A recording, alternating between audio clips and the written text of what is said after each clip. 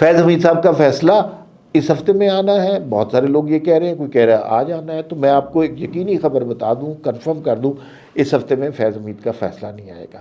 اگلے ہفتے کے اینڈ پر شاید جمعے والے دن آ جائے، اور ہو سکتا ہے ایک ہفتے سے اگلے ہفتے اور اس کے بعد 2 ہفتے، 1 ہفتے سے 3 ہفتے کے درمیان یہ فیصلہ آئے گا۔ جرائم ان کے بڑے واضح ہیں: آفیشیل سیکرٹ ایکٹ کی خلاف ورزی، سیاست میں مداخلت، اور ایک ہاؤسنگ سوسائٹی کے اوپر اپنے بھائی کا قبضہ کروانا بڑی واضح سی بات ہے، اور اس کی سزا ملے گی۔ لوگوں نے کہا جی کہ دفاع کے لیے 90 لوگوں کی لسٹ فیض حمید کی طرف سے فراہم کی گئی، اس میں سے 40 لوگ راضی نہیں ہوئے، اور 40 لوگ رہ گئے، اس میں سے 3 لوگ ملنے آئے فیض حمید کے۔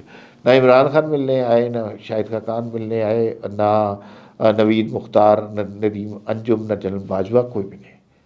تو بھائی یہ حال ہوتا ہے جب آپ کے پاس طاقت نہیں ہوتی۔ تو دیکھیے اب فیصلہ کیا آتا ہے۔